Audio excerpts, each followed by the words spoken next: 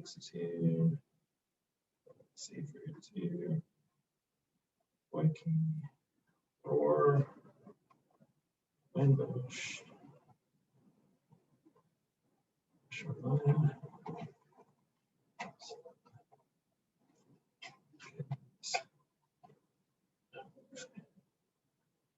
Okay, let's put the phones away, folks. Most of you already have. And remember, away means away in a pocket or a bag, not between your legs, not on your desk, okay?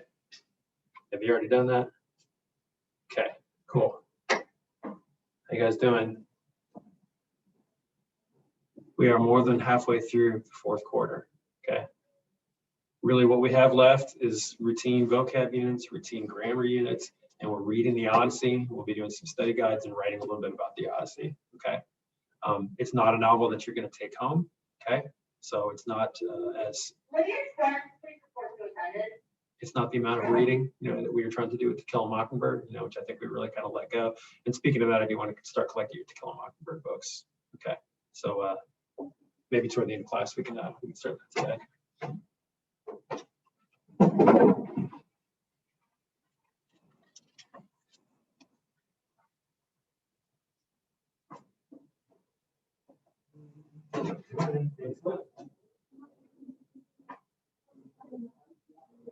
You're what?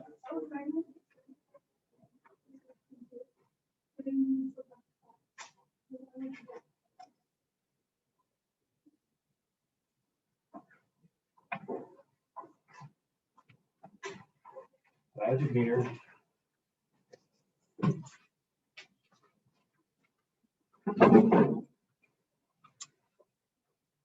Okay, so anyway, you can go there on your computer or just look up here. I'm gonna go and bring up the agenda and see what's going on this week, which includes the tests. And then we are gonna get into, we'll review that stuff that you guys did on the movie clip on the Odyssey. Hopefully you finished that.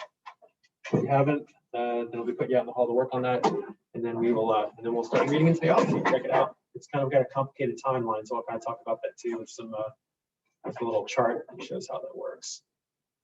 But in the meantime, let me see.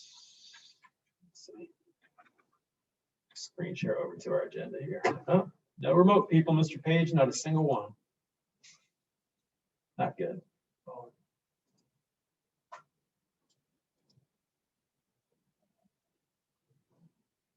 Okay.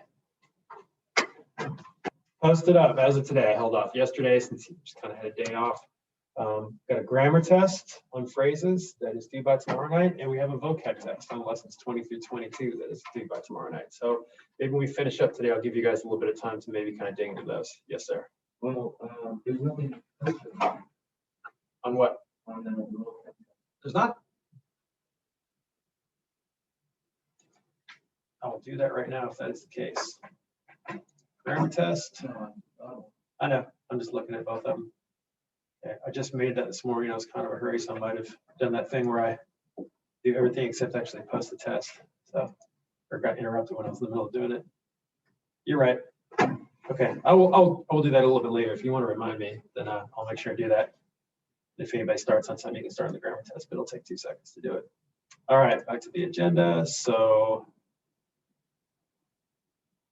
okay, so the questions of the movie Odyssey clip were due, I can't remember what I said by Sunday night or by last night, but I did check them this morning. And hopefully you're able to access that stuff and understand the materials that I've given you. I'm gonna kind of look at that right now, and then we'll review the questions from the movie clip, and then we'll start looking at how the story is put together. Okay. So what you have in here, which I posted a little while ago.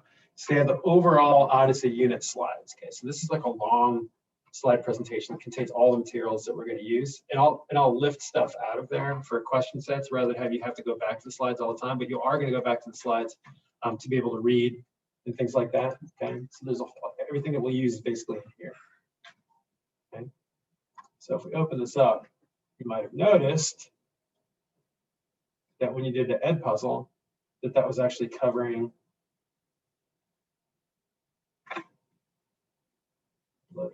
that was covering the first 11 slides here.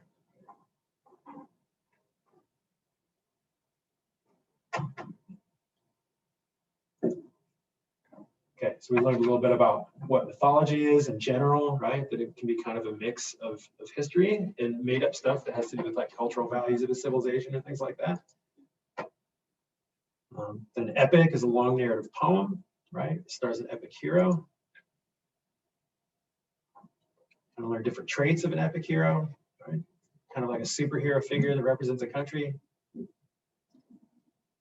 Epithets and Homeric similes, those are like the poetic devices that happen in an epic. Since an epic, it's like the length of a novel, sort of, but technically it's a poem. It's actually, I would say, easier to read than what you would usually associate with a poem, but it is written like in lines and stanzas rather than paragraphs, like a prose, what we call a prose story, like a novel.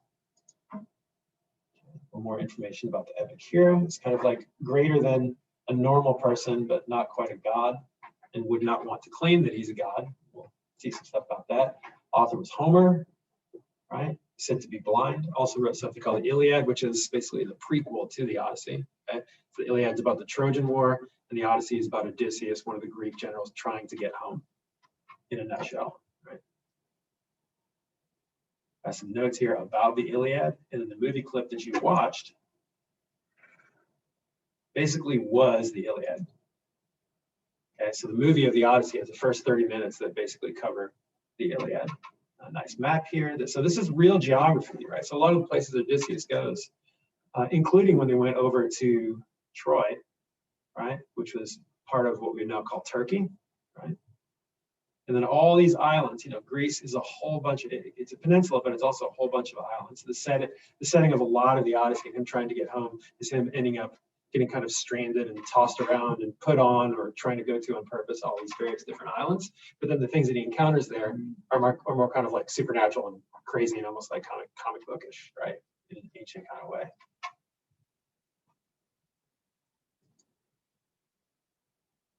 And then we have this quick story of the Trojan War, and that's what the movie clip shows us. So that takes us to absolutely incredible special effects in that movie clip too, wouldn't you say?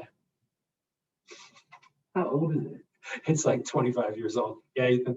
It came out when I was first teaching high school. What? I think it was like 95 or something like that. Yeah, we could use it. We could use an updated movie, but it's, you know, it's kind of funny to watch, and it follows the story pretty closely. So let me enlarge this slide.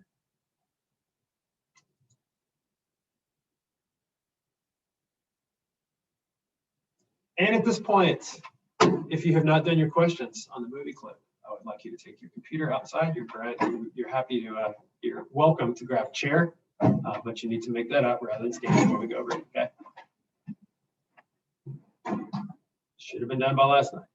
Mm-hmm. I wasn't here. Okay.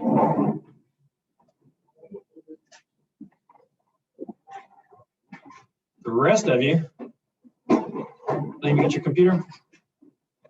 The rest of you, why don't you go ahead and access your work on that, and let's kind of talk through these. You guys get some participation. And we'll invite our friends back in, and we'll read part of the Odyssey.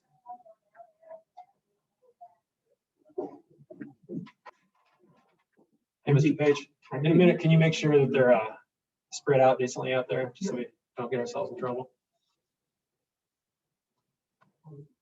Okay, you guys accessing your own answers to those questions? You guys have all finished this? Okay. Good job.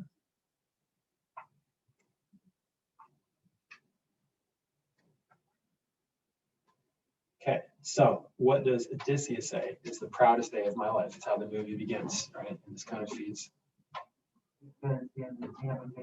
Yes, and what is its son, right? Did you catch the son's name? He becomes an important character all through the Odyssey. It looks like Telemachus, but it's pronounced Telemachus. Okay, so Telemachus is Odysseus' son. He's born right now, right? And then, you know, just kind of flash forward to the story, then Odysseus has to leave immediately, right? Because he gets basically drafted to go fight in the Trojan War. Doesn't see him for a really, really long time. And we'll talk about that more with the timeline when we get to it. Tay, good to see you. We're starting to go over the questions on the movie clip from the Odyssey? Mhm. I can't remember whether you finished those questions or not. No, sir, I was just messing with you. Then go ahead and, before you get settled, grab your computer and join those folks out there catching up on that, okay?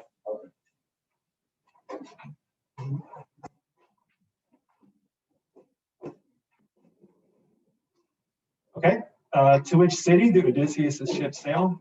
So the men may fight an opposing army. Last, Troy. Okay, so it's not covered here. Why did they do that? Why did all the other Greek generals, so Greek is not like a unified nation at this point in ancient history, right? Ancient Greece, right? We're talking like 3,000 years ago, like really, really old. We don't know that all of this happened, right? They think maybe there's sort of a Trojan War, but it's like sort of myths, sort of history, right? But anyway, it's someplace over where Troy was. So what exactly happened? Why were all the Greeks pissed at the Trojans and go over there and try to like sack their city? Did you catch that in all material? It was covered. Had to do with somebody named Helen. So Helen, known as the face who launched 1,000 ships, was this beautiful princess, and she was the bride, the queen of one of the Greek kings, Menelaus. Okay. Paris, who was a prince of Troy, came and visited. Okay, so they're at peace with one another. It's a peaceful visit, right? And while he's there, Helen runs off with him and goes back to Troy. So it's kind of a gray area as far as whether she did so willingly and like ran off with him, or whether he kind of semi-abducted her. But she went with him, and that made Menelaus and all the other Greek kings mad, and that's why they went and got Odysseus, who's another one of the Greek kings. Like, we're going to go, try to defeat Troy and get Helen back, and that's what happens in the Iliad. Okay, so it's not what we're reading, but it's what leads up to the Odyssey. Okay, so that's where Odysseus has to go, to Troy. All right, 3. What does Odysseus tell Penelope, his wife, his queen of Ithaca, which is his island, right? That she must do if he is not retired before the sun has a beard on his face. To get married again, to forget about him. To take a new husband, right? And she's not crazy about the idea of that, but she kind of reluctantly agrees. On the ship, what does the goddess Athena tell Odysseus he is to do? Yes, sir. To win the war? Yeah, basically, she's kind of reassuring him, you will defeat the Trojans. Use your intelligence, right? Because that's what you have more of than any other human, right? So you can see right away here that, like in a lot of myths, you have these figures, and certainly a lot of epics, who were kind of superhuman because they maybe kind of had the assistance of the gods, right? Or they had some of the gods on their side, right? So Athena, who is the goddess of wisdom, right, which makes sense, kind of helps Odysseus, gives some tips, maybe intervenes a little bit, right, just enough so that he can kind of accomplish a lot of things, right? Okay, who is the defender of Troy, its greatest warrior? Not Paris, okay? Paris is actually not all that heroic or strong of a figure. He's just managed to romance Helen somehow. Yes, sir. His name is Hector, right? And I don't think it covers it here, but did we catch who is actually able to defeat Hector in battle? It's not asked right here, but which of the Greeks saw the most, supposedly the most strong and talented Greek soldier? It was, he was like, It's this. Okay. Oh, yeah. What's this called? On the back of your heel. Your Achilles tendon. Okay, and there's a reason, something that Achilles does after defeating Hector. He drags him all around the city in his arrogance, and a fate that he later has is that he gets shot there, right? And that's his weak point, right? So that's why that's called the Achilles tendon, because all the way back to Greek mythology. Interesting, huh? Okay, so Achilles defeats Hector, right? And then finish the words with soothsayer. So soothsayer is like a fortune teller, right? He knows things. And this is part of the story of the Greeks' famous, what we call the Trojan horse, which is what we call an idiom, right? A Trojan horse, it's like an expression that you wouldn't really understand the meaning of it unless you know the origin of it. That's what an idiom is. So do you guys know what a Trojan horse is in general, apart from this? Do you know that? It's even applied to computer viruses. Sometimes they're called Trojan horse. Yep. Like masquerading or something normal. Yeah, masquerading is something normal, but it's really something that is bad or dangerous, right? And that's why computer viruses have been called Trojan horses. So the origin of that phrase, why there's an idiom for that, And the words of the soothsayer, by the way, are beware the Greeks and their gifts, like with heavy quotation marks, right? Because he somehow knows what they're up to, which is what? What do? The Greeks can't bust down the walls of Troy. They're there for 10 years with a siege of Troy. And a siege is like when an army is outside of a walled city and they're, catapulting, big rocks and cannonballs or whatever at it and trying to starve them out or whatever it is to defeat them. It goes on forever and they just can't defeat them. There's various battles between individuals, but they can't win. And so they pull this trick. And that is what? What's the Trojan horse? Yeah. A giant wooden horse, right? They all hide inside of it. And then it's presented somehow at the gates of Troy as some sort of like peace offering, and that they're not surrendering exactly, but giving up, right, and leaving, but they're actually all inside the horse. Probably not totally realistic, right? But so the story goes. The Trojans bring the horse in that night, and they're all partying and getting drunk and saying, "We defeated the Greeks," and they all pass out and go to sleep, and the Greeks all pile out of the Trojan horse and kill everybody in the Trojan War. So that's how that ends. That's where the Trojan horse expression comes from. So the soothsayer tries to let them know that, right? But then what happens to him? Why not? Yeah. Yeah. So let me go to Luke. Go ahead, Luke. With a sea monster, right? He brings up, we know it's Poseidon because Poseidon controls the seas, and you have to keep in mind what gods are controlling what aspects of the world, right? And so if a sea monster comes and kills the soothsayer, that means that Poseidon is looking out for the Greeks, right? Because or else the soothsayer would have exposed what they were up to. And that's going to kind of come back to haunt Odysseus when he becomes a little bit arrogant about winning the Trojan War. Okay, so I guess I kind of got ahead of myself, whoops, and covered, back one slide. And already covered number 7, so that was the Trojan War, or the Trojan horse. They fought the war for 10 years. And then finally, well, what is Poseidon responding to? What is Odysseus's pride and arrogance? What does it depict him doing in the movie clip? He stands up on that rock, all of his guys are like, "Oh, we defeated Troy." And then what does Odysseus yell to the heavens? Something like, to paraphrase him, what does he kind of say? What does he express about himself? I did what? I am what? What does he have to be arrogant about? What did he just do? Really about what? I defeated Troy. I don't need what? I mean, he did win, but what is he takes all the credit for it instead of acknowledging that he had the help of him. Not people, Poseidon, the gods, especially Poseidon, right? Because Poseidon kept him from being exposed, and they never would have won if it weren't for him. So the big lesson here, which we can't, necessarily relate to as much, because whether you're religious or not, our religions don't really, work like this for the most part. Western religions, they had a lot of gods, right? And you could piss off or make happy various gods that were in charge of different things, right? According to the stories and according to their culture. So he makes very angry the god of the seas. And why is that going to be a problem for him? What is he about to have to use the seas to do? Get home, right? Get home. He's far away from home, right? He's got to get across, it's basically all around the Mediterranean. He's got to get home from what is now Turkey back to what is still Greece, right? And so when he yells, I don't need the god, I don't need anybody, right? That's the wrong thing to say in Greek culture. And you see Poseidon's, I believe in the clip still, you see Poseidon's face in the sea, right? Like he wants him to suffer, right? So he is going to give him a really hard time getting home. And it's going to take, we already know, it's going to take Odysseus another 10 years to get home. Okay, it hasn't been very long. Go and let these folks back in. Actually, let them keep working. We'll just let that out because this has to do with what we do.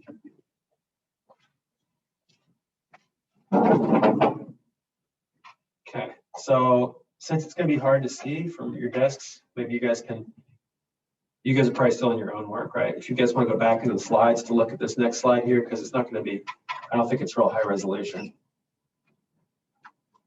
I don't think I can really zoom in on it.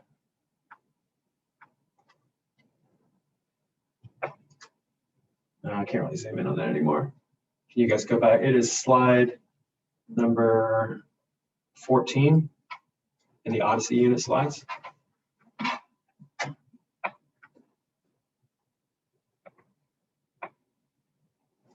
So while you're getting to that, you might have noticed the term in the background material. It's called in medias res, okay? That is the time sequence in which the Odyssey is written in. It's a time sequence that was made traditional kind of by this work and some other works, and has become a way that many stories are told even to this day. Okay? So it's kind of like a flashback, but it's not just a flashback because it also moves beyond the flashback. So what in medias res means is beginning and middle, right? So here's the chronological order of events, right? If the story was being told in order, like the movie does, then what you get first is Telemachus being born, Odysseus having to go off to the Trojan War. That lasts 10 years. And then we have 1-2 years, 7 to 8 years. In other words, a grand total of 10 more years before Odysseus finally gets home. And these are all the little adventures, good and bad, that happen to him or that he brings upon himself, never mind what they're all called right now.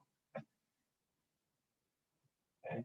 And then the last one of those gets really extended with a kind of a goddess sorceress named Calypso that he gets stuck with for 7 or 8 years because time seems to stand still on her island, but it is slipping by.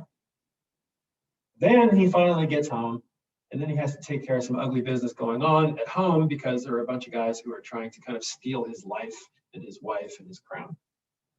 Okay, so that would be in chronological order, right? Left to right. But what do we notice here on the bottom? When you're reading it, where's book 1? So it's right in the middle. Way over here, right? So we start with Odysseus leaving Calypso's island. Okay, and almost getting home. That's books 1 through 8, right? But then where's book 9? It's not right here, right? So when he gets to this island and he talks to this guy, King Alcinous, he retells everything in his own voice that's happened to him to bring him to that point, okay? So in medias res, begins in the middle, okay? Goes forward a little, and then it flashes all the way back to here, right? Book 9 is back here. So Odysseus retells all the stuff that we would have watched if we were watching in chronological order. So up to book 12, and then when he finishes retelling up to the point of being on Calypso's island, he's reached the point where he's telling how I just got here from where I'm telling the story, and then it would leap forward to him actually getting home and taking care of business at home. That kind of sort of makes sense? I hear it. There's like so many books like that now. Exactly, yeah. Can you guys think of any stories or even movies that kind of do that? Yeah, it's like that, right? Pretty much. It is a flashback. It's a little bit more than a flashback because it starts in the middle, retells up to a point, and then moves forward, right? So a lot of stories are like the whole thing's a flashback. But to be truly in medias res, it has to be a flashback, and then once it catches up with itself, then it like moves forward. Anybody fans of Star Wars movies? Think about the whole sequence. Have you seen all the Star Wars movies? Oh, the new one. Think about the sequence of all the Star Wars movies, right? There's 3 trilogies, right? So of 1, 2, 3, it's just like this. So think about like books 1, 2, 3, 4, 5, 6, 7, and 8, and 9. Which 3 are the first that are presented to us, like in chronological order of when they were produced? A New Hope is the first one, right? What number is that? If you're a real Star Wars fan, you know that. Number 4, right? So A New Hope, Empire Strikes Back, Return of the Jedi are 4, 5, and 6, right? So in medias res, begins in the middle. Star Wars is an epic as much as anything else, even if it's not a big long poem, right? And then where does it go? Does it go to 7, 8, and 9? No, it goes back to 1, 2, and 3, right? Which are, let's see, Phantom Menace, Attack of the Clones, and Revenge of the Sith, right? Then what happens? It leapfrogs back over 4 through 6 and goes to 7, 8, and 9, which are The Force Awakens. What's the second one? Thank you. Rise of Skywalker? No, that's the third one, isn't it? Or am I remembering wrong? Force Awakens, Rise of Skywalker is either 2 or 3, and I can't remember what the name of the other one is. All right, so you get the idea. Okay, does that kind of make sense? Okay, so in medias res. All right, so that's how this works. Right, right. All right, now, here's the big thing that we need to remember. Slide number 15. Slide number 15 is the Odyssey text, okay? So we have these big long slides, but what happens when you go in here, this is actually really nice. Just like we have the real textbook,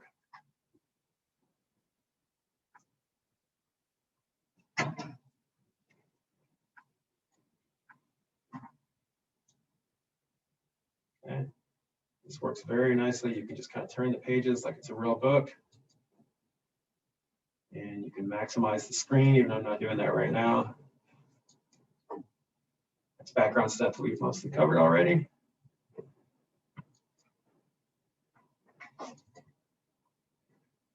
Cool book. It's like you're really turning pages.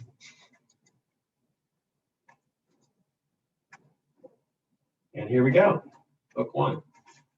Now, let me see if I can visibility here to maximize this, make it a little bit more. That's usually on there somewhere, but I'm not seeing it. There we go. There, nice, okay. Now I believe we can bring our friends. But Mr. Page, can you tell them they can come back in if you want? Thanks.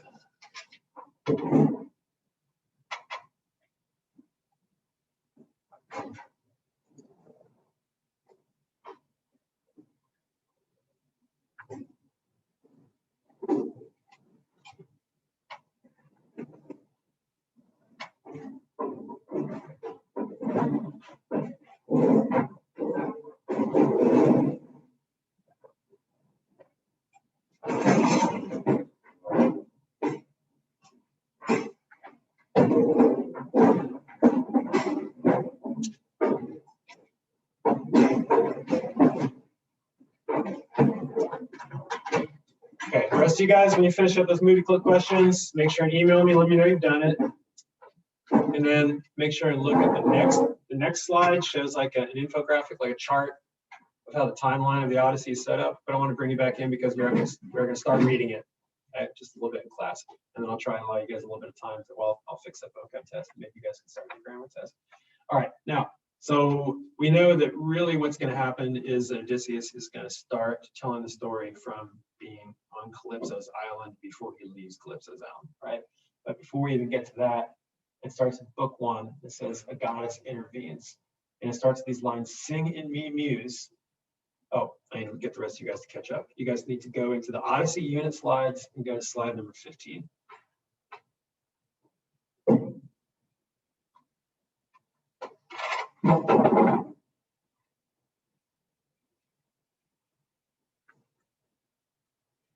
And then on slide 15, you'll see the Odyssey text for you.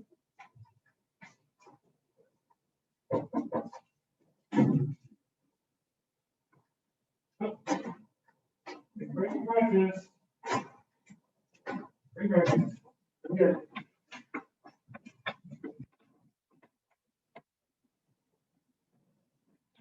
You're not going to be able to read the text on my board, so I need you guys to try to catch up. Okay.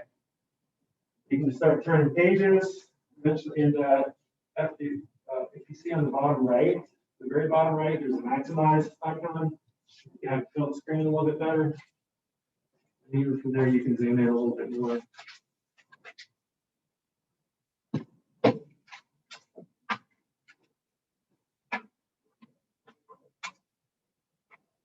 And I am on pages 20 and 21 where that document to pages on the bottom. You have to kind of flip through some.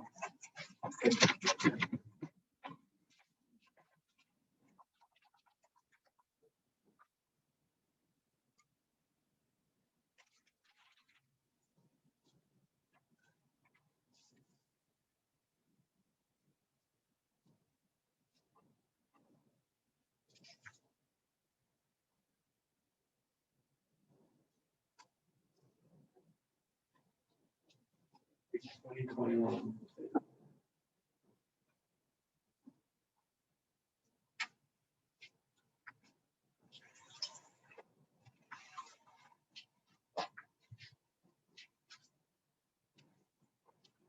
Okay, I gotta explain what the muse is before we get into this. And by the way, I'm okay with you guys eating and drinking carefully. We get free breakfast. Just please be really careful. You don't spill apple juice on my floor.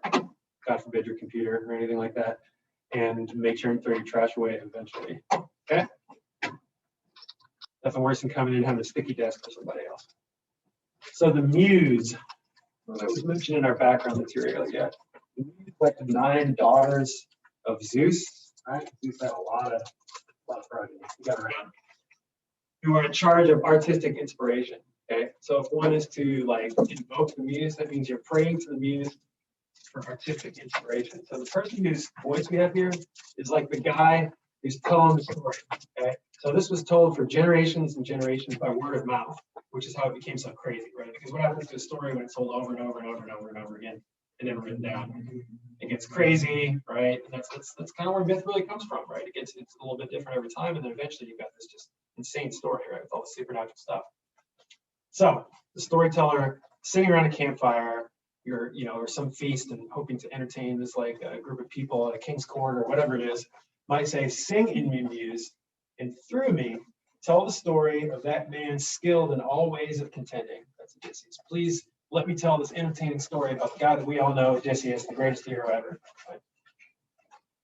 That's an epithet, by the way. Man skilled in all ways of contending, one of those expressions that you use in substitution for a person's name. The wanderer harried for years on end after he plundered the stronghold on the proud height of Troy.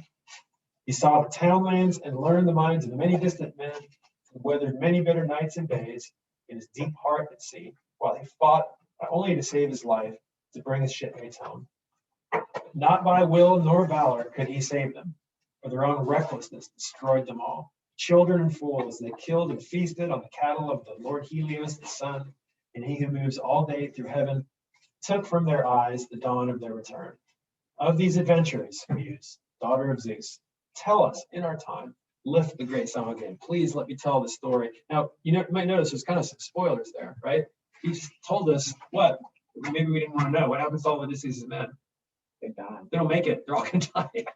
And the reason that's there is because anybody who's hearing the story would have already heard the story a whole bunch of times, right? It would be like somebody like telling you the lyrics to a song before they sing it, but it's a cover song and you already know the lyrics, and that's okay, right? So you just kind of have to accept it. That's how the story is, right? So the enjoyment of the story, the entertainment of the story is how it all plays out, how the story's told, right? And that's what he's praying for.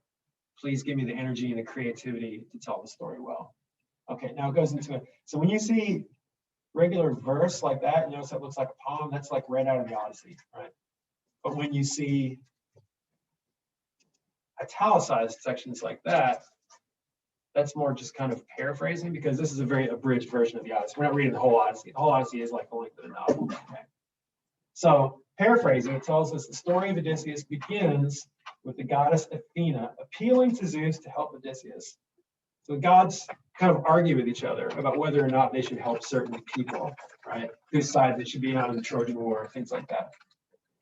Who has been wandering for 10 years on the sea to find his way home to his family on Ithaca. So Athena wants him to get home. While Odysseus has been gone, his son Telemachus has grown to manhood, and his wife Penelope has been besieged by suitors. Now what that means is she's been overrun by a bunch of dudes who want to become king of Ithaca, because Odysseus has been gone for a long time. Now they're probably kind of greedy, right? They want the wealth and the power of being king, but they have the excuse of Odysseus has been gone for so long, Ithaca needs a king, right? So they can argue that. And Telemachus is not old enough yet because he's still kind of a boy. He's almost a young man by now, but okay, so Penelope has been besieged by suitors wishing to marry her and gain Odysseus as well. The suitors here have taken up residence in her home and are constantly feasting on the family's cattle, sheep, and goats. They're eating everything in the fridge, basically, right? They dishonor Odysseus and his family. Taking Athena's advice, Telemachus travels to Pylos for word of his father. In other words, he's going to see all the other Greek generals that Odysseus was in Troy with, because he's never seen his father, never heard of him, never heard from him. He's wondering whether he's alive or not. So he wants to find out once and for all what happened to my dad. He's still not here. I don't know what's happened to him.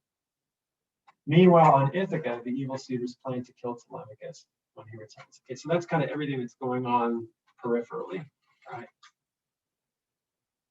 Let me go to the next page. And here we go. So this starts the part of Odysseus being on Calypso's island and how he finally leaves there. And we will move up to a point from which he's going to flash back, and then we hear everything that leads up to this point in medias res. Okay, but that's all I'm going to do today. I just wanted to dip your foot a little bit, and I'm going to give a reading assignment that will not be due until Friday, right? But we'll have some time in class tomorrow that we can either read together or you guys can read and I can help you. And I think I'm gonna go back, I think I'm gonna go to posting videos where I'm reading it and you can watch a YouTube video of me reading and me showing the text while I read it to make that kind of easy, because I did that for some of my other classes in the fall, and I can easily reuse that for you guys. I think that's probably the best way to do it. It's good to hear someone telling it while you read, like an audiobook, except it's me. Hope that sounds okay. All right, so we have a little over 20 minutes left in class, so let me fix that vocab test. And why don't you guys, since there's not a reading assignment actually yet, I'll put it up later today. Why don't you guys work on completing your grammar test, okay? Because that is due by tomorrow night. And I'll get up the vocab test, and then if you want to do that too. But let's not get phones out, not start doing other stuff. Let's work on stuff for my class and knock that grammar test down, okay? I will go fix the vocab.